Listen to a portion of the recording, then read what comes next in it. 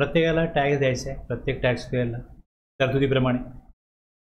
आता हा टॅक्स जर उशिरा पे केला तर मग त्याला एक इंटरेस्ट आहे प्लस लेट फी आहे. आणि जे ऑब्लिगेशन दिले टॅक्स पेअरला ते त्यांनी नाही फॉलो केले तर मग त्याला पेनल्टी आहे. आता जर तुम्ही बघाल सेक्शन 50 जो आहे हा इंटरेस्टसाठी, लेट फीज करता सेक्शन 47. आता टॅक्स आपण बघितलं, टॅक्स पेएबल कुठे आहे ते सेक्शन 9 मध्ये लेवी ऑफ टॅक्स आहे. कंपोजिशन स्कीमसाठी सेक्शन 10 दिलं आहे. आता इथे जर का त्यांनी टॅक्स प्रॉपर जमा नाही केला, म्हणजे 10,000 जमा करायचे तर 8,000 जमा केले, तर 2,000 कमी जमा केले. मग 2,000 कमी जमा केले तर मग तिथे लक्षात आलं गव्हर्नमेंटच्या, त्याला नोटीस पाठवली जाईल, त्याकडे ती अमाऊंट डिमांड केली जाईल. मग डिमांड केल्यानंतर तो जेव्हा पेमेंट करेल तेव्हा त्याला इंटरेस्ट, लेट फीज, पेनल्टी हे सगळं द्यावं लागेल.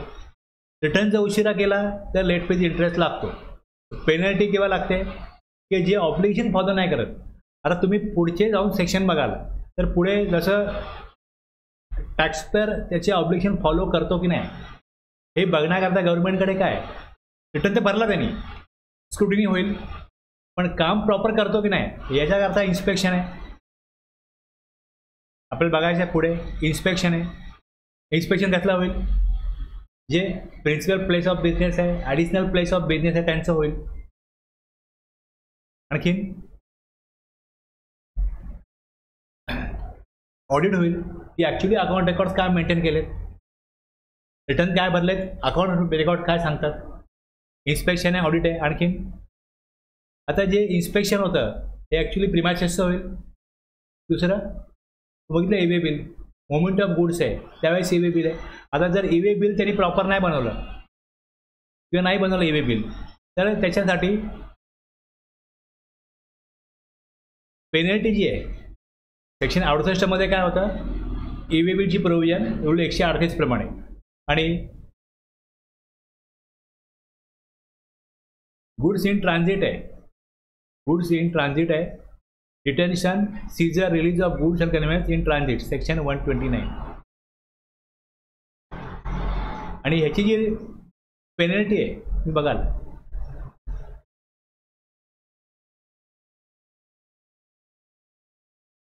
(129) मध्ये. जर का ईवे बिलमध्ये प्रॉपर त्यांनी कंप्लायन्स केले नसतील तर त्याला पेनल प्रोव्हिजन लागू होते सेक्शन 129. आणि याच्यामध्ये रिकव्हरीसाठी 144 आहे. मी पहिले कंप्लायन्स करायला पाहिजे प्रॉपर, चुकला तर मग त्याला इंटरेस्ट, पेनल्टी आणि मग पुढे रिकव्हरी. आता हे जे तुम्ही सेक्शन बघता पुढे जाऊन बघाल ज्यावेळेस त्यावेळेस हे डिमांड आणि रिकव्हरी करता 73 ते 84 हे सेक्शन येतील. ह्या 73, 74, 75 हे 73 आणि 74 जे आहेत याच्यामध्ये एक मेकॅनिझम आहे, कशा प्रकारे नोटीस पाठवली जाईल, कशा प्रकारे ऑर्डर काढली जाईल, त्याला इंटिमेट कसं केलं जाईल हे मग सेक्शन 73 किंवा 74 मध्ये आहे. आणि त्याकरता रूल 142 बनवला आहे. याच्या थ्रू काय होते ती प्रोसिजर होईल 73 किंवा 74 करता. आता मी तुम्हाला एक वेगळं असं इथे एक डॉक्युमेंट दिलं आहे की याच्यामध्ये काय केलं आहे, किती पेजेस, हे 4 पेजेस. या 4 पेजमध्ये कुठे कुठे सेक्शन आहेत ज्यातनं नोटीस पाठवली जाते. मग त्याला सेक्शन 73, 74 मध्ये एक मेकॅनिझम आहे, नोटीस पाठवा, मग किती दिवसानंतर त्याने पेमेंट करायचं, मग कधी किती इंटरेस्ट लागेल, अमाऊंट जी देणं आहे, एकतर आउटपुट टॅक्स किंवा ITC प्रॉपर नाही घेतला नियमाप्रमाणे तर ITC तेवढा रिव्हर्स करा, किंवा रिफंड जर प्रॉपर नाही घेतला तरतुदीप्रमाणे तर ह्या 3 केसमध्ये काय होईल, डिमांड क्रिएट होईल. मग त्याविषयी त्याला नोटीस पाठवली जाईल. मग त्यामध्ये अपॉर्च्युनिटी ऑफ बिंग हर्ड आहे, तो आपली बाजू मांडेल. आणि जर त्याची बाजू डिपार्टमेंटला पटत नसेल किंवा तो पटून देऊ शकत नसेल तर तो टॅक्स देणं आहे. मग तो टॅक्स देणं आहे तर त्याला टॅक्स, इंटरेस्ट, पेनल्टी लागेल. आता जी पेनल्टी आहे ती पेनल्टी या सेक्शन 122 ते 138 एवढे सेक्शन आहेत, हे लक्षात घ्या. आता तुम्हाला जर ऑब्लिगेशन प्रॉपर कळले असतील, जसं एक ईवे बिल आहे, त्याचं एक्झाम्पल आहे, संबंधित त्याला मग डिमांड कशा प्रकारे क्रिएट होईल ते ऑब्लिगेशन फॉलो नाही केलं तर ते तुम्ही बघाल, आणि मग त्याला रिकव्हरी प्रोसिडिंग्स काय आहेत त्या बघाल. तुमच्या स्कोपमध्ये हीच काम आहेत, हे लक्षात घ्या. तुम्हाला एकदा का ऑब्लिगेशन कळले, टेक्निकल प्रोव्हिजन काय, प्रोसिजरल रिक्वायरमेंट काय, टॅक्स पेअरला त्यांनी काय केलंय, त्यांनी त्याचं काम केल्यानंतर डिपार्टमेंटचं काम सुरू होतं. स्क्रुटिनी, इन्स्पेक्शन, ऑडिट, आणि त्यातनं काय क्रिएट होतं, डिमांड, आणखीन मग रिकव्हरी. आता कसं झालं, हा एक क्लास संपला माझा आता इंटरेस्टचा, त्यानंतर ITC राहिलं ते मी घेणार आहे, मग रिफंड होईल, आणि त्याच्यानंतर जवळ एक 7 क्लासमध्ये असेसमेंट, रिटर्न लोक वेळेत भरतील किंवा नाही भरणार, मग जर भरत नसतील त्यांच्यावर काय कारवाई करायची ते असेसमेंटमध्ये आहे, ऑडिट आहे, इन्स्पेक्शन आहे, आणि पुढे जाऊन मग ऑफेन्स पेनल्टीज आणि डिमांड रिकव्हरी हे टॉपिक आहे. हे 7 क्लासमध्ये होतील, 7 ते 8 क्लासमध्ये. म्हणजे आता हा टॉपिक झाला का मग हे उरला ITC आणि रिफंड, आणि त्यानंतर ते होईल 30 क्लासमध्ये हे सगळं होतं, मॅक्झिमम 30 क्लास, 28 ते 30 क्लासमध्ये.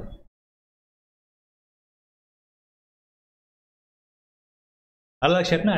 टॅक्स चुकीचा दिला, आयदर आउटपुट टॅक्स किंवा ITC बरोबर नाही त्याने घेतला, जास्त ITC घेतला, रिस्ट्रिक्ट असताना ITC घेतला तर रिव्हर्स करायला लागेल, त्यामुळे काय होईल, टॅक्स भरायला लागेल. मग tax, interest, late fees, penalty हे चक्र त्याच्या मागे लागतं कुठल्या डिफॉल्ट केला तर. Every person who is liable to pay tax in accordance with the provision of this act or the rules made thereunder. याचा अर्थ क्लिअर आहे, ज्याला या कायद्याप्रमाणे टॅक्स देणं आहे या तरतुदीनुसार किंवा नियमानुसार, तर but fails to pay the tax or any part thereof, 10,000 भरायचं आहे, 10,000 नाही भरला किंवा एनी पार्ट देअर ऑफ, त्यातला मी 2,000 नाही भरला, part thereof, within the period prescribe. कधी भरायचा होता, ऑगस्ट संपला तर 20 सप्टेंबर भरायचा होता. Shall for the period for which, तो जो पिरियड आहे, the tax or any part thereof remains unpaid, जो अनपेड आहे तो पे करायचा आहे स्वतःहून, पे ऑन हिज ओन, आणि इंटरेस्ट काय लागेल त्याच्यावरती 18% जास्त असणार नाही. 18% जास्त असणार नाही, किती असेल तर हे नोटिफिकेशन सांगेल, हे सांगितलं 18 असेल. जसं टॅक्स रेटचं कसं आहे, टॅक्स रेट CGST 20% जास्त असणार नाही, किती असेल नोटिफिकेशन सांगेल. तेच हे पण तसंच केलं होतं. जेव्हा कायदा बनवला गेला तेव्हा त्यात काय प्रोव्हिजन केली की आम्ही 18% जास्त इंटरेस्ट घेणार नाही, किती घेऊ हे नोटिफिकेशन घेऊन सांगू.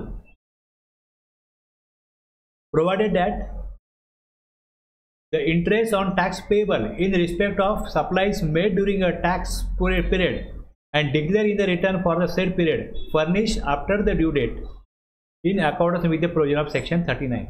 39 काय रिटर्न आहे, हे मधलं वाचत नाही मी आता, ठीक आहे.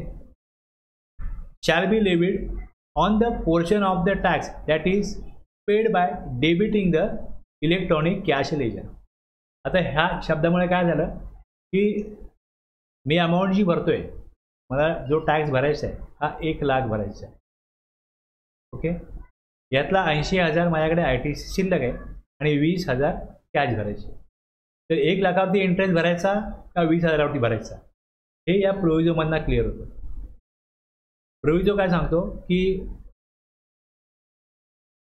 18% इंटरेस्ट लागेल, पण कशावर लागेल, provided that the interest on tax payable in respect of supplies made during a tax period, let's say August, okay, and declare in the return for the, त्या पिरियड करता आणि declare in the return for the जे supply return declare केले त्याच्यावरती कधी लागेल, after furnishing the due date, सेबी भरला ड्यू डेट नंतर, तर कशावर लागेल, तर shall be levied on that portion of tax, जो कॅशमध्ये भरला गेला आहे त्याच्यावरच 18% इंटरेस्ट लागेल,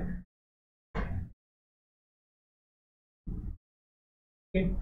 आणि एक्सेप्शन काय म्हटलंय, where such return is furnish after commencement of any काही कारवाई होते आहे एखाद्या टॅक्सपेअरवरती सेक्शन 73 किंवा 74ची, तर त्याला इंटरेस्ट जो आहे हा संपूर्ण जी अमाऊंट आहे समजा 10,000 त्याच्यावरच लागेल. मी भले 10,000मधनं 8,000 ITCतनं भरलेत, 2,000 कॅशनी भरलेत, तर संपूर्ण अमाऊंटवरच काय लागेल, इंटरेस्ट लागेल. पण कुठली कारवाई त्याच्यावरती चालू नाही आहे, तर नॉर्मली कुठली कारवाई चालू नसेल तर मग नॉर्मली टॅक्स हा कॅश लेजरवर जेवढी अमाऊंट त्यांनी भरली गेले त्याच्यावरच लागेल. आता ह्याच्यामध्ये पण एक अमेंडमेंट होणार आहे, प्रपोज आहे ती पण अशीच की जर का कॅश लेजरला बॅलन्स असेल तर मग इंटरेस्ट लागणार नाही. रिटर्न फाईल नाही केला, रिटर्न फाईल नाही केला कारण काही इन्फॉर्मेशन ही येणं पेंडिंग होतं, रिटर्न म्हणून भरला नाही. पण आमच्याकडे सफिशियंट क्रेडिट होतं आणि जेवढी कॅश भरणं अपेक्षित होतं तेवढी कॅश टॅक्सपेअरनी जमा करून ठेवली. आता गव्हर्नमेंटला क्रेडिट आणि कॅश दोन्ही मिळालेलं आहे, पण रिटर्न नाही भरला म्हणून तुम्ही कॅशवरती इंटरेस्ट घेऊ नये असं टॅक्सपेअरचं म्हणणं होतं. लेट फाईल केला रिटर्न, तुम्ही लेट फीज घ्या पण इंटरेस्ट नका घेऊ. ही अमेंडमेंट होईल तेव्हा होईल, पण ही अमेंडमेंट आता आहे. म्हणजे रिटर्न जेव्हा होईल तेव्हा सिस्टम चेक करेल की त्याच्यात कॅश द्यायला पैसे होते का, होते. 20 तारखेला रिटर्न भरायचा होता, ते 20 पासून आजपर्यंत कॅश द्यायला पैसे होते. मग इंटरेस्ट नेक्स्ट मंथच्या रिटर्नमध्ये दाखवणार नाही. त्यांना फक्त प्रोग्रामिंग करायला लागेल, तरतूद करतील आणि मग प्रोग्रामिंग पोर्टलला पण करतील. आता एंट्री कसं कॅल्क्युलेट होतो, किती कॅश भरली, रिटर्न कधी भरला, 22ला भरला, 21-22 2 दिवसाचा इंटरेस्ट लागतो. नेक्स्ट मंथला तो इंटरेस्ट ॲटोमॅटिक सीबीमध्ये कॅल्क्युलेट करून येतो. इंटरेस्ट एडिट करण्याची बघा,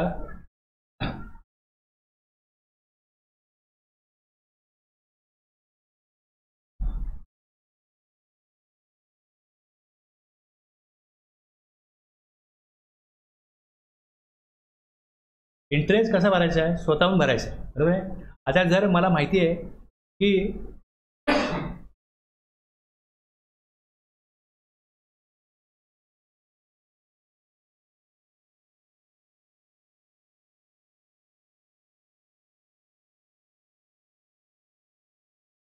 ते इंटरेस्ट जो येतो, हे जे फील्ड आहे ना हे एडिट करता येतं. लेट फीज लॉक असतं, लेट फीज लॉक असतं कारण लेट फीज वाढू शकत नाही, कमी होण्याचा प्रश्नच नाही. इंटरेस्ट जो आहे हा वाढू शकतो. मी आत्ता ते GST 1 दाखवतोय, यात मागच्या महिन्यातले अगोदरच्या महिन्यातले काही सप्लाय दाखवलेत ते चुकीचे दाखवले होते, ते मी या महिन्यात दाखवतोय. तर मला इंटरेस्ट भरता आला पाहिजे नाही, माझा इंटरेस्टचं भरायचं आहे दाखवता आला की नाही. मग इथे इंटरेस्ट जी अमाऊंट इथे काही जे काय फील्ड आहे तिकडे लागून इंटरेस्ट 23 रुपये आला आहे आणि मी जर इनवॉइस टाकतोय आता त्यावरती मला एक 300 रुपये इंटरेस्ट भरायचा आहे, तर तिकडे 23 रुपये आलेत मागच्या पिरियडचे, 323 मी केले पाहिजेत. म्हणजे मला इथे हे लॉक ठेवून चालणार नाही इंटरेस्ट, असं आहे. जास्तच होणार, कमी कसं होईल, जो सिस्टमने कॅल्क्युलेट केला आहे तो तर असणारच आहे, जास्त होऊ शकतो. काही काही लोक असे आहेत की ते इंटरेस्ट काढून टाकतात, मी बघितलं आहे. मला एकाने सांगितलं जरा माझं रिटर्न्स CA भरतो, जरा चेक कर बरोबर काम चाललं की नाही माझं, हा युजर ID पासवर्ड आहे चेक कर. मी बघितले सगळे इंटरेस्ट त्याने काढलेला होता. बोलो हा इंटरेस्ट का काढतो, सिस्टम कॅल्क्युलेट करून देतोय इंटरेस्ट, तो तू का काढतोय, असे लोक करतात. पण लेट फीज काढता येत नाही, ती लॉक आहे कारण की ती येणारच आहे, ती वाढणार नाही, कमी होणार नाही. रिटर्न जर मी 22ला भरला आहे तर 21 आणि 2200 मला 50-50 रुपये फाईन लागणारच आहे, पण इंटरेस्ट वाढू शकतो कारण की मी करंट पिरियडला जे काय सप्लाय दाखवतोय त्यामध्ये जर का मी असा सप्लाय दाखवला जो अगोदर मला दाखवायचा राहिला होता, तर मागच्या पिरियडचा टॅक्स मी आत्ता भरतोय तर मला इंटरेस्ट लागू आहे. मग इंटरेस्ट लागू आहे हे तिथे सांगितलं आहे की मी रिटर्न भरला पण त्यातला पार्ट पेमेंट केलं, पार्ट देअर ऑफ काही पार्ट दाखवायचा राहून गेला माझा, तो मी दाखवतो या पिरियडला. मग त्याच्यावरती इंटरेस्ट मला देणं आहे ना, इंटरेस्ट देय आहे. मग तो इंटरेस्ट देय आहे तर गव्हर्नमेंटला कधीच कळणार नाही की तो इंटरेस्ट मला देय झाला होता. मी B2C मध्ये काय अमाऊंट वाढवली, दाखवायची राहिली काय अमाऊंट दाखवली, आता मला स्टॉक मॅच होत नाही, कळलं स्टॉक मॅच होत नाही, मग असं कळलं अरे संध्याकाळी 6 नंतर एक व्यक्ती आला होता, त्याला काही गुड्स दिले, ते लिहून ठेवायचे राहून गेले, त्यामुळे ते सप्लायमध्ये दाखवलं गेलं नाही, ते बिल विचारात घेतलं गेलं नाही. जेव्हा स्टॉक चेक केला तेव्हा कळलं अरे हे 2-3 बिलं दाखवायची राहून गेली, ती आता या महिन्यात घ्या मागच्या महिन्याची, म्हणजे स्टॉक मॅच होईल. ती घेतली. आता इंटरेस्ट द्यायचंच आहे, मग इंटरेस्ट पण द्यायचं आहे, तर मला काही फील्ड एडिट करता आलं पाहिजे. बऱ्याच वेळा असं होतं की स्टॉक मॅच करताना कळतं. आता एखादा मोबाईल शॉप आहे, तो हे 2 मोबाईल विकले, स्टॉकमध्ये सापडत नाही मोबाईल कुठे गेले, आम्ही स्टॉक नेहमी चेक करतो. नंतर कळलं की आमच्या मालकाने त्याचा मित्र आला, त्याला मोबाईल कुठला पाहिजे होता, त्याला ह्याने दिले आणि त्याकडनं परवाने पैसे घेतले. जेव्हा आम्ही सगळे बोलतोय तेव्हा हे बोलतात अरे काय झालं, ते 2 मोबाईल सापडतात, हा ते मी त्याला दिले. तर ते दिले तर त्याचं कुठे अकाउंटिंगच नाही झालं, ना त्याचं काय बिल बनलं, ना त्याचं काय पैसे ह्यानी त्याच्याकडनं कॅशमध्ये घेतले, मग स्टॉक मॅच होत नाहीये. मग ते बोलले ठीक आहे आता करा रेकॉर्ड. मग ते दाखवलं आणि मग अशा घटना जेव्हा घडतात त्यावेळेस तो स्टॉक मग काय करायला लागतो, जेव्हा रेकॉर्ड होतो आपण जे बघितलं की टाईम ऑफ सप्लाय काय आहे, जेव्हा दाखवाल जेव्हा ट्रॅक भराल टाईम ऑफ सप्लाय तेव्हा आहे. कुठेतरी गुड्स चोरीला गेले, कुठेतरी गुड्स अशा प्रकारचे विकले गेले, माहितीच नाही, रेकॉर्डमध्ये नाही आले, स्टॉक मॅच करताना कळते की ते गुड्स नाही आहेत. मग ते कुठेतरी विकले गेले असतील पण रेकॉर्ड करायचे राहून गेले, मग दाखवा आता कळले ना दाखवा. मग टाईम ऑफ सप्लाय त्याचा त्यावेळेला घेतला जाईल ज्या वेळेला रिटर्नवर दाखवले जातात किंवा त्याचा पेमेंट टॅक्सचं पेमेंट केलं जाते. त्यामुळे तो पण मुद्दा टाईम ऑफ सप्लायमध्ये आलेला आहे. थोडं मिसमॅनेजमेंट आहे पण होतं हे बऱ्याच ठिकाणी. The interest under section 1 shall be calculated in such manner as may be prescribed. आता ह्याचा रूल, आता इंटरेस्ट कधी लागतो, 20 तारीख ही ड्यू डेट आहे, मी 20ला भरला तर इंटरेस्ट लागेल का, नाही. जर मी 21ला भरतो म्हणजे from the day succeeding the day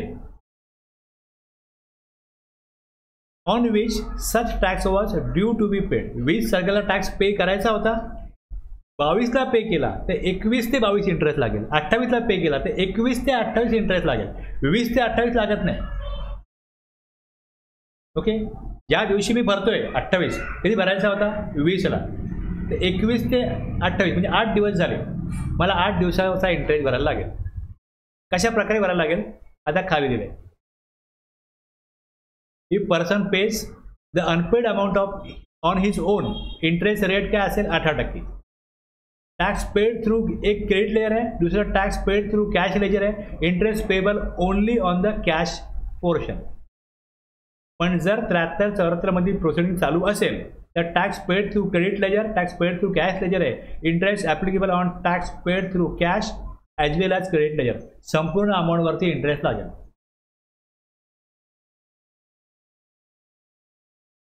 आता एक्झाम्पल बघायचं, जुलै मंथ टॅक्स लायबिलिटी आहे 1 लाख, ITC 40,000, ड्यू डेट 20 आहे, कधी फाईल केला 24ला. आता 21 ते 24 इंटरेस्ट लागायला पाहिजे 18%. किती रुपयावर लागेल interest,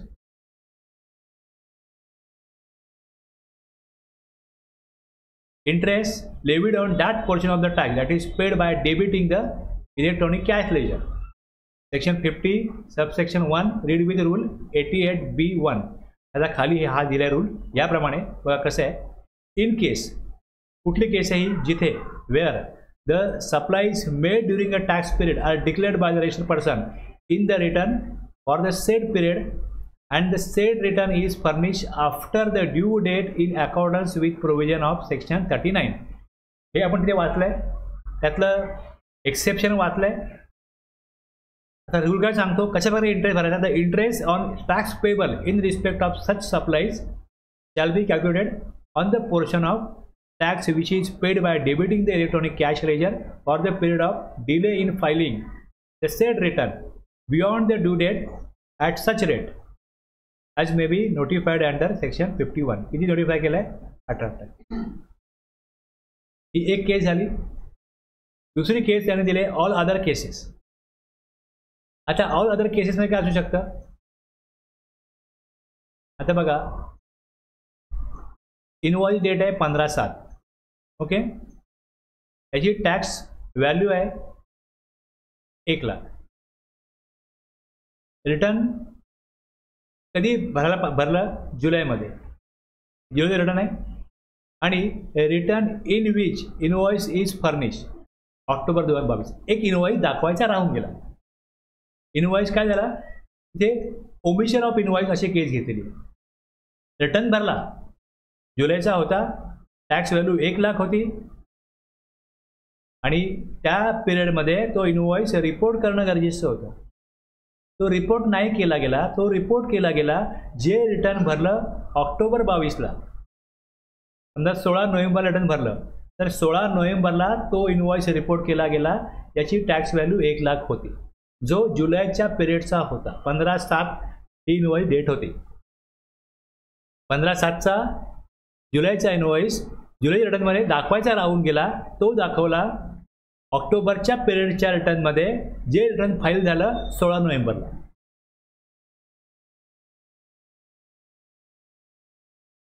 interest levied, the interest shall be calculated on the amount of which remains unpaid. आता रूल 88B2 मध्ये इन ऑल अदर केसेस, याच्यामध्ये हा जो 1,00,000 आहे अनपेड अमाऊंट जी राहिली होती, त्याच्यावरती इंटरेस्ट 20 ऑगस्टला काय करायला पाहिजे होता, भरायला पाहिजे होता. कधी भरले ते 16 नोव्हेंबर. 20 ऑगस्ट ते 16 नोव्हेंबर, दिवस झाला 88. मग 1,00,000 into 18% into 88 divide by 365. 18% interest 365 दिवसाकरता आहे, वर्षाकरता आहे. तर 88 दिवसाकरता किती, तर तो आला 2,603.84.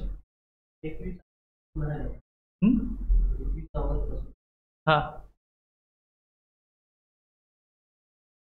हां 21 ऑगस्ट बरोबर. 21 ऑगस्ट. 21 ऑगस्ट हे 16 नोव्हेंबर. 20ला भरायला पाहिजे होता. मग इंटरेस्ट 20 पासून लागणार नाही, इंटरेस्ट 21 पासून लागेल. 21 ऑगस्ट ते 16 नोव्हेंबर हे दिवस होतील 88. In all other cases where interest is payable in accordance with section 51, the interest shall be calculated on the amount of tax which remains unpaid. Return भरला पण ती अमाऊंट भरायची राहून गेली.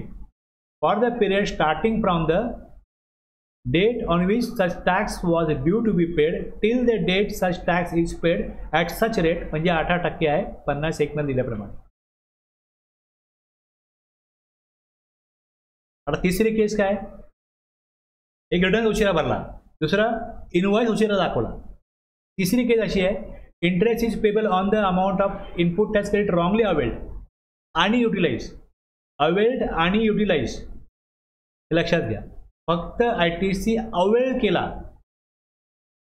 आणि नंतर रिव्हर्स केला न वापरता तर इंटरेस्ट नाही आहे. इंटरेस्ट केला लागतो ITC रॉंगली अवेल्ड आणि utilise. Okay, in accordance with section 53 the interest shall be calculated on the amount of input tax credit wrongly availed आणि utilise for the period starting from the date. आता हा जो section आहे हा 53, where the input tax credit has wrongly availed and utilized, the registered person shall pay interest on such input tax credit. काय होतं, ही amendment होऊन हा section आला. पहिले कसं होतं, ITC तुम्ही रिव्हर्स करा आणि सेक्शन 50 प्रमाणे इंटरेस्ट भरा. पण सेक्शन 50 मध्ये जर रॉंगली अवेल्ड किंवा युटिलाइज अशी काय वर्डिंगच नव्हते दिले. तिकडे सेक्शन 50 प्रमाणे इंटरेस्ट भरा, पण सेक्शन 50 सांगतोय कुठे की या अशा केसमध्ये इंटरेस्ट कुठे भरायचा हे त्यात नव्हतं.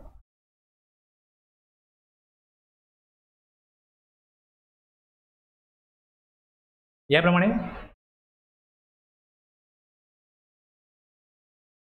such wrongly availed for the period starting from the date of utilization of such availed input tax credit till the date of reversal of such credit of payment of tax in respect of such amount at such rate as may be notified under section 53. आता हा पण rate 18% ह्या त्यांनी 24 घेऊ शकते असं दिलंय, पण तो नोटिफाय 18 झालाय. म्हणजे पहिले 24 केला होता, पण नंतर परत एक नोटिफिकेशन काढून त्याला फायनान्स ऍक्ट 2022 मध्ये 24चा 18 केलाय आणि तो रेट्रोस्पेक्टरी 18 केलाय.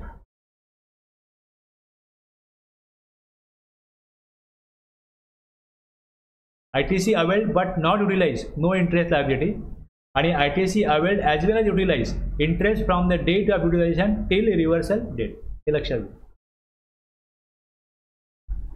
ITC wrongly availed 5 lakh in the month of February. ITC wrongly utilized 16 may. Avail एका महिन्यात केला, पण ज्या वेळेस क्रेडिट फीस पेमेंट होतं आणि ते क्रेडिट जे अवेल केलंय याच्या पुढचं होतं. समजा माझ्याकडे ITC 8 लाखाचं आहे, त्यातनं 3 लाख टॅक्स भरला, हे 5 लाख आहेत, याला हात लागलाच नाही. नवीन ITC आला, त्यातनं लायबिलिटी पे केली गेली, जे ITC रॉंगली अवेल केलाय ती अमाऊंट क्रेडिट लेजरला ॲज इट इज राहत होती. कधीपासून? फेब्रुवारी, मार्च, एप्रिल तशीच राहिली.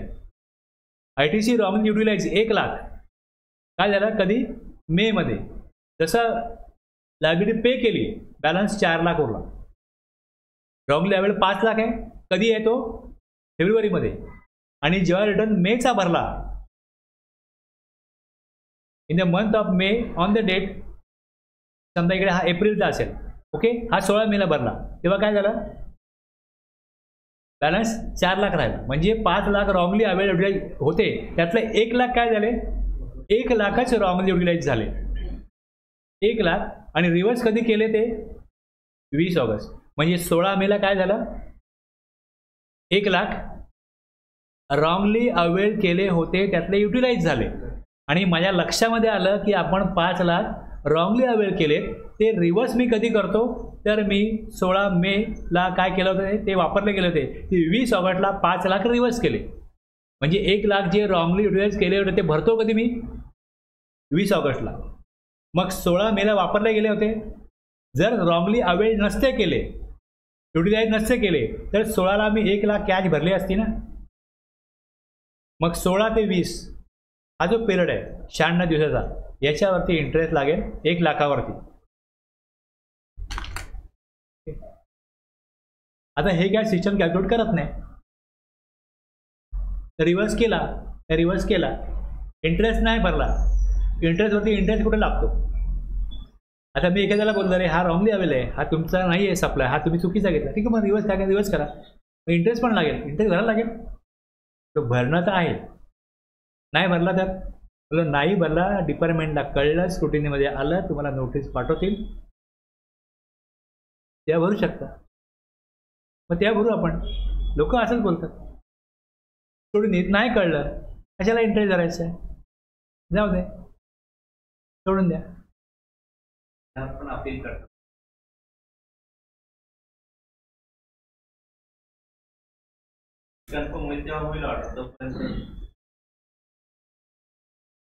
सिस्टम कसा चालतोय ज्याला माहिती आहे ना, तो सिस्टमचा गैरफायदा नक्कीच घ्या, लक्षात घ्या.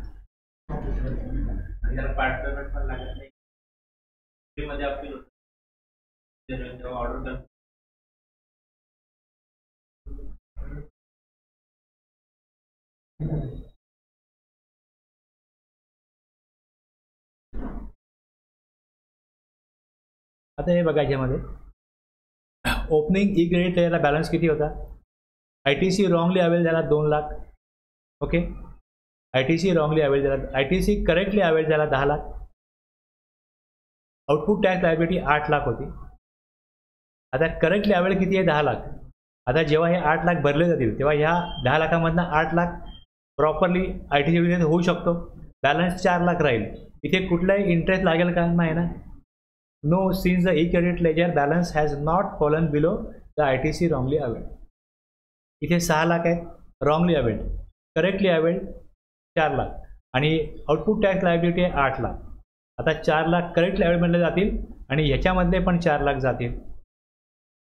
Yes, since the E credit ledger balance has fallen below the ITC wrongly availed and utilized, interest will have to be paid on 4 lakh from the date of utilization. आता इंटरेस्ट कधी द्यावा लागेल बघा. कसं होतं, due date of return from एप्रिलचं समजा आहे, ही 20 मे आहे. Date of filling return 20 May. 20 मेला रिटर्न भरला, तर 20 मे डेट ऑफ युटिलायझेशन. जर 20 मेला युटिलाइज केला तर interest computation start from 20 may. Start from 20 मे असेल. दुसरं, 20 मे ही डेट होती, मी 16 मेला रिटर्न भरला. ओके, डेट ऑफ युटिलायझेशन कधी झाला? 16 मे. मग इंटरेस्ट कम्प्युटेशन 16 मे पासून होईल. 20 मेला रिटर्न भरायचा होता, तो मी भरला 26 मेला. 6 दिवस लेट भरला. 20चा 21ला तो इंटरेस्ट लागतोच ना. म्हणजे इथे 20 मे हे समजलं जाईल आणि 20 मे पासूनच काय लागेल? इंटरेस्ट स्टार्ट होईल.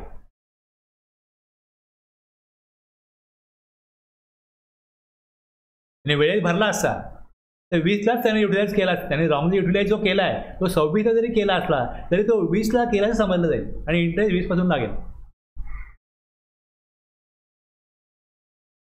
इथे बघा एक्झाम्पल एक. Say there is a wrongly availed ITC 2 lakh आहे, ई क्रेडिट लेजरला आहे आणि same is utilise to pay a demand order. इथे रॉंगली अवेल्ड आहे 2 लाख, करेक्टली अवेल्ड आहे 10 लाख, डिमांड ऑर्डर 5 लाख आहे. या 10 लाखातून 5 लाख भरले, कुठलाही इंटरेस्ट लागणार नाही. 2 लाख रॉंगली अवेल्ड ITC आहे, 10 लाख क्रेडिटली अवेल्ड आहे, डिमांड आलं 11 लाखाचं. हे 10 लाख प्लस यातले 1 लाख जातील, बॅलन्स 1 लाख राहील. ई क्रेडिट लेजर 1 लाख ही अमाऊंट आहे, याच्यावरती काय होईल?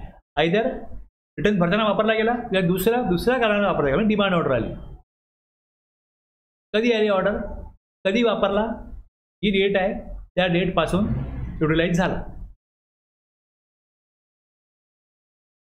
आता हे जे मी मला डेटचं दाखवलं, हे इथे खाली एक्सप्लेनेशन आहे. For the purpose of this sub rule, input tax credit wrongly availed shall be construed to have been utilise. का कधी समजलं जाईल तो युटिलाइज केला?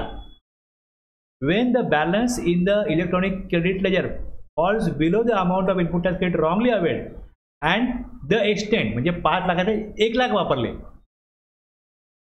Such utilization of input tax credit shall be the amount by which the balance in the electronic credit ledger falls below the amount of input tax credit wrongly availed.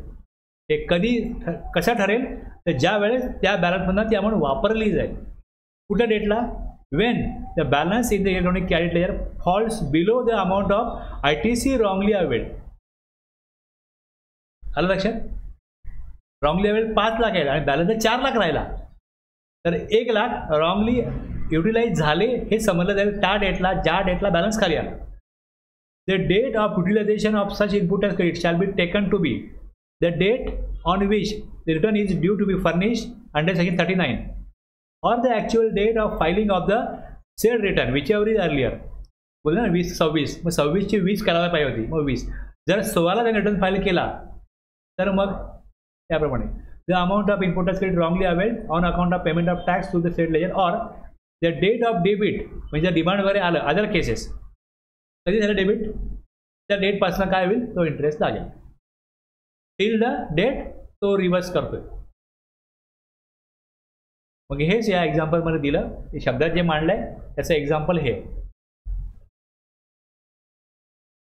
आता interest बघा, return वेळेत file केला, return हा जुलै पिरियडचा आहे, हा वेळेत file केला, तर इथे मी जूनला जर का रिटर्न फाईल केला आहे त्याची अमाऊंट जी तुम्हाला दिसते ही लेट 9 दिवस झाला होता. मग त्याप्रमाणे सिस्टम कॅल्क्युलेट करेल ती अमाऊंट आणि दाखवेल आणि लेट फीज पण दाखवेल. Interest and let fees for previous tax period असं आहे सिस्टममध्ये. सिस्टम या प्रकारे घेतो. इंटरेस्ट मला देणं आहे पण जमा कधी करायचं आहे, गव्हर्नमेंट मागतं कधी. आता प्रॉब्लेम काय होतो की समजा मला माहिती आहे मी रिटर्न उशिरा भरतोय, तर 4 दिवस उशिरा भरतोय ना, ते इंटरेस्ट आपण भरून टाकू, इंटरेस्ट भरू. जरी इंटरेस्ट भरला तरी नेक्स्ट पिरियडला सिस्टममध्ये तो कॅल्क्युलेट होऊन येतो. म्हणजे पद्धत हीच बनली आहे की आत्ता इंटरेस्ट देऊ नका, रिटर्न फाईल करा, नेक्स्ट पिरियडला सिस्टम कॅल्क्युलेट करून देईल तेव्हा भरा, जमा तेव्हा करा. आलं लक्षात.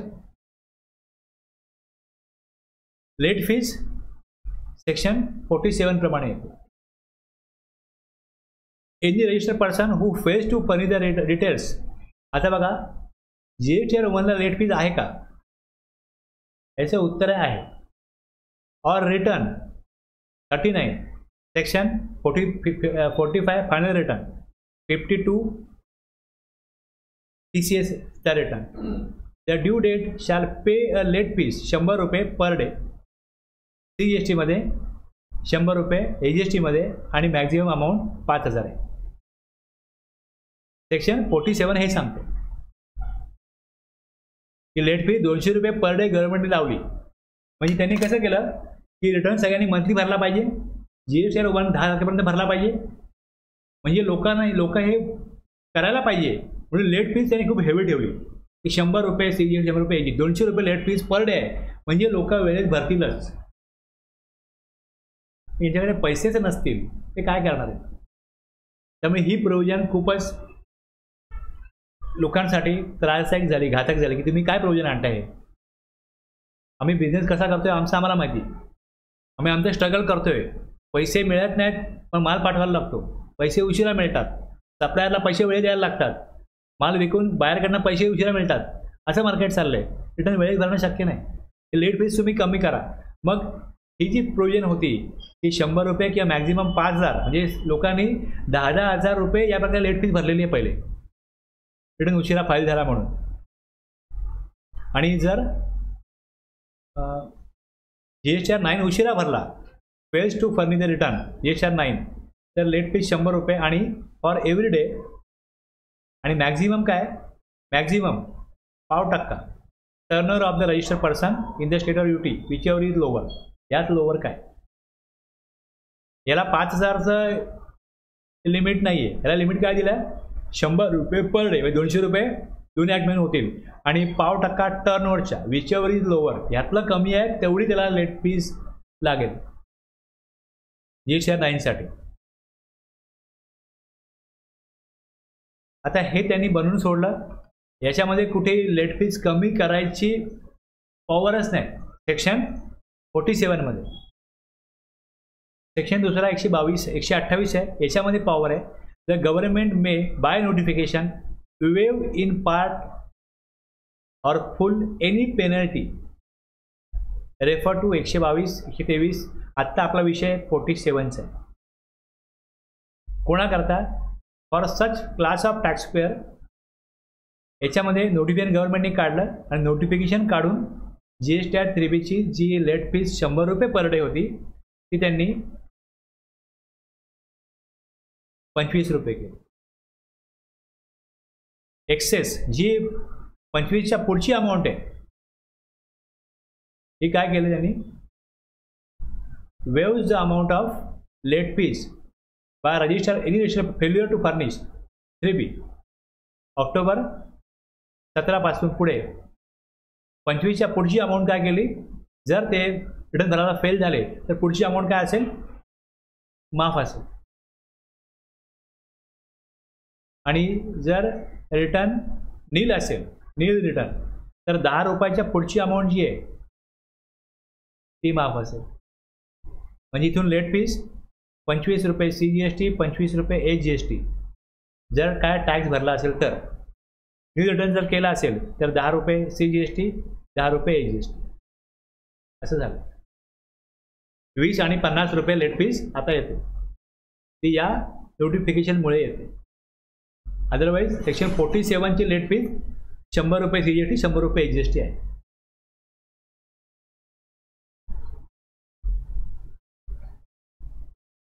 आता एक नोटिफिकेशन आलेलं आहे, लेट फीज डिले केली. नोटिफिकेशन नंबर डेटेड 1/7/2021 कोविडच्या काळात नोटिफिकेशन आलं. तर त्यावेळेस बरंच असं काय टॅक्सची माफी वगैरे केली होती, इंटरेस्ट वगैरे कमी केले होते लेट फीज. त्यातनं हे नोटिफिकेशन जे आलं ते अजूनही इफेक्टिव्ह आहे. त्यातनं काय झालेलं आहे की जी लेट फीज आता 50 रुपये लेट फीज आहे, महिन्याचे माझे किती होतात, 50 रुपये धरून पण किती होतील? 1500 होतील ना. आता हे पण लोकांना भारी पडतात, हे पण भारी पडतात. 3 महिने रिटर्न नाही भरला, 6 महिने भरला नाही, असे बऱ्याच केसेस आजही चालू आहेत. आणि त्यांना परत नंबर ॲक्टिव्ह करायचा असेल तर त्यांना इंटरेस्ट लेट फीज भरणं खूप त्रासदायक होतं. आम्हाला टॅक्स भरायला पैसे नाही, लेट फीज कुठनं भरू? म्हणजे हे कमी केलेले आहेत ते पण त्यांना जास्त वाटतात. Registered person who have nil outward supply, त्याच्याकरता काय दिले? फक्त 250 रुपये CGST, 250 रुपये AGST, मॅक्झिमम 500 रुपये भरायचे त्या पिरियडचे. समजा आता मी फेब्रुवारी, मार्च, एप्रिल, मे, जून, जुलै रिटर्न भरतो, तर फेब्रुवारीची मला लेट फी किती लागेल? नील भरल्यास 500 रुपये. ओके.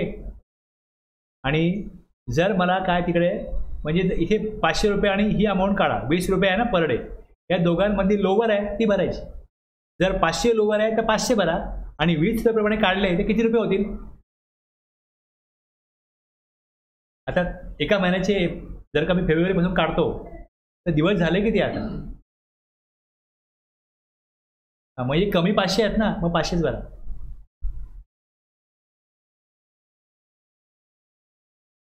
म्हणजे त्याची अवस्था एवढी वाईट आहे की मरे हुए को और क्या मारना. पण नको देऊ, हे 10-20 रुपये पण नको देऊ, तू 500 रुपये दे फेब्रुवारीचे, बस. मार्चचे पण असेच 500 दे. असं करत मग ठीक आहे बाबा, किती भरायचे मला? 500 500 500 करून तो किती? 6 महिन्याचे 3000 बरे. म्हणजे जी अमाऊंट 7 ते 8 हजार आली असती, 10 हजार आली असती, ती 3000 लेट फीज भरून तो त्याचा नंबर ॲक्टिव्ह करून घ्या. गव्हर्नमेंटचा उद्देश काय बाबा? बिझनेस ह्याच्या ट्रॅकवरती येऊ दे. लेट फीज सोडू शकत नाही गव्हर्नमेंट, मग काहीतरी मिनिमम घ्या, त्यातनं ही प्रोविजन आली. आलं लक्षात? ज्यांचा टर्नओव्हर अप टू 1.5 करोड आहे त्यांना 1000 CGST, 1000 AGST मॅक्झिमम येईल. अदरवाईज काय येईल? 50 रुपये जे आहेत ना हे काढले आणि ही अमाऊंट जर 2000च्या वरती गेली तर मग विचेवर इज लोअर, मग 2000. CGST 1000 आहे, टॅक्स भरायचा आहे, टॅक्स भरला, लेट फीज किती येते? 1000च्या वरती येते CGST मध्ये, तर मग 1000 भरा, 1000 भरा. 1000 CGST, 1000 AGST.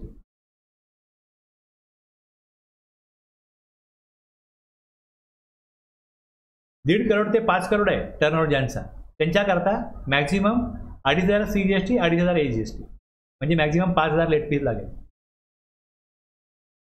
आणि जे 5 करोडच्या वरती आहेत त्यांना नॉर्मल प्रोविजन लागू होईल.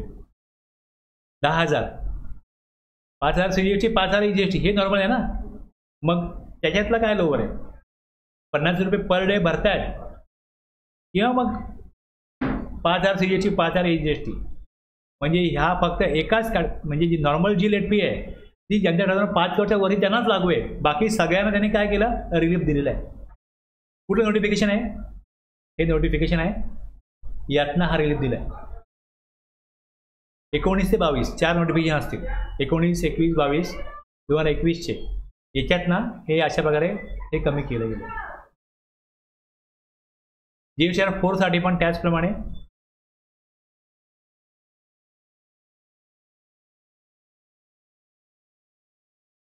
आता बघा, एक हे काय झालं, एक रिटर्न भरला गेला असा, NHT स्कीम आली आणि त्यांनी रिटर्न भरला असा.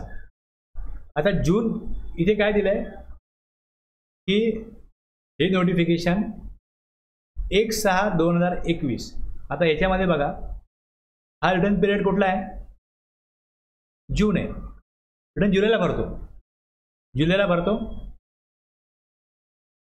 जूनच्या नंतर हे लागू झालं. आता हा जेव्हा रिटर्न पिरियड भरला तेव्हा इकडे बघा 10,000 रुपये आलेले, कारण हे जूनच्या पिरियडचा आहे. जर तो रिटर्न उशिरा भरला असेल, जुलैपासून लागू होईल. आता जर मेचा उशिरा भरलाय रिटर्न, तर त्याची जूनचा जेव्हा रिटर्न भरेन मी त्यात लेट फीज येईल ना. जूनपासून काय केलंय? रिलीफ दिलाय तो जूनपासून आहे, पण मे जर रिटर्न उशिरा भरला असेल तर जूनमध्ये लेट फीज येणार आहे. मग जूनचा जेव्हा भरतो तो कधी भरतो? तेव्हा 20/7ला भरला, तर त्याच्यामध्ये लेट फीज आली. लोकांनी म्हणणं जूनपासून वे ऑफ केलाय ना. अरे पण जूनला जी मागतोय लेट फी ती मेची मागतोय ना. आता एका व्यक्तीचं माझ्याकडे असं काम आलं होतं, नंबर माझा बंद ॲक्टिव्ह करायचा आहे आणि असं मला कळलं की आता आपलं 500 रुपयात काम होईल. म्हणलं नाही होणार, जूनला तुम्हाला 10,000 लागतात. त्याचं कारण ते मेचं आहे. ती मेची लेट फी इथे दाखवली जाते. तर कशी काय? ते मेची आहे, दिलंय वरती तिकडे की इंटरेस्ट आणि late fee previous tax period दिलंय. ती प्रिव्हियस टॅक्स पिरियडमध्ये तुम्हाला भरायला लागणार आहे. ती मेची आहे. तुम्ही जूनची भराल जुलैच्या पिरियडला, तेव्हा तुम्हाला 500 रुपये येते. पुढे हे 500 रुपये आले.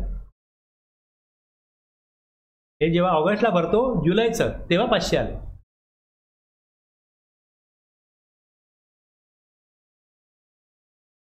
ठीक आहे, छोट्या छोट्या गोष्टीत या, पण हे दिलंय कसं तिकडे सिस्टममध्ये प्रोग्रामिंग त्याप्रमाणे केलं असतं. सिस्टममध्ये असे हे आलं, ह्या व्यक्तीचं असं झालं, ही व्यक्ती किती डिपार्टमेंटकडे असा माझा इंटरेस्ट येतोय, कसा काय येतोय तुम्ही बघा. आता ज्याच्याकडे ही केस गेली त्याला काय माहिती नाही नियम काय, रूल काय, असं काय होतंय, 10,000 काय येत आहेत. आता लोकांना आत्ता अनुभव काय किंवा 500 रुपये येतात, कसे 10,000 आमचे आले. आता जर तुम्हाला हा सेक्शनच माहीत नाही आणि मागच्या पिरियडचं आहे, जून 21च्या अगोदरच्या होतं, 10,000 यायला लागले, ते व्यक्ती कोणाला विचारणार. त्यांचे जे कंसल्टंट आहेत ते म्हणतात ऐसा नहीं होना चाहिए, 500 ही आना चाहिए, तुम जाके पूछो डिपार्टमेंट में. हे असे लोक आहेत.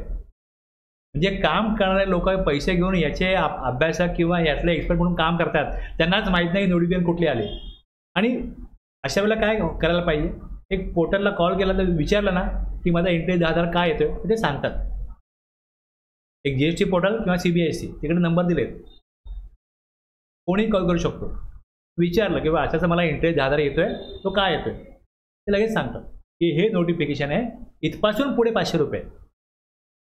मी दुसरा की रिटर्न फाईल केला, त्यात 500 आले, त्यामध्ये 1,000 आले, यात का 10,000 येत आहेत, ते सांगतील. लोकांना माहितीच नाही की कोणाला विचारायचं, सिस्टम कसा वर्क करतो, कोण आपल्यासाठी हेल्प द्यायला आहे, लोकांना माहीत नाही. ते गोंधळून जातात. आम्ही कायम अशा प्रकारे GST पोर्टल, CBSE अशा प्रकारे कुठलीही काही प्रोसिजर जर असेल तर मी हेल्प वाचतो GST पोर्टलला, ती हेल्प बघतो, त्याप्रमाणे काम होतं की नाही बघतो. काय वेगळं आलं त्यांना विचारतो, बाई असं काय ते. म्हणजे एक प्रोव्हिजन काय, त्याप्रमाणे सिस्टममध्ये प्रोग्रामिंग केलं आहे ना त्यांनी, ज्याप्रमाणे प्रोव्हिजन आहे त्याप्रमाणे जून 21 नंतर हे जे काय त्यांनी नोटिफिकेशन काढलं आहे त्यातनं ही लेट फीज येते, ही त्याप्रमाणे येते. आता 24 आला, आता अगोदरचं काही येणार नाही, पण ज्यांचं अगोदरचं होतं त्यांचं एक काम मला अशा प्रकारे हे अनुभवाला आलं की त्या व्यक्तीने विचारलं व हे असं काय, कारण त्याचं ते नोटिफिकेशनचा इफेक्ट होता. त्याच्या अगोदर 10,000 होते, त्यानंतर मात्र 500 झाले.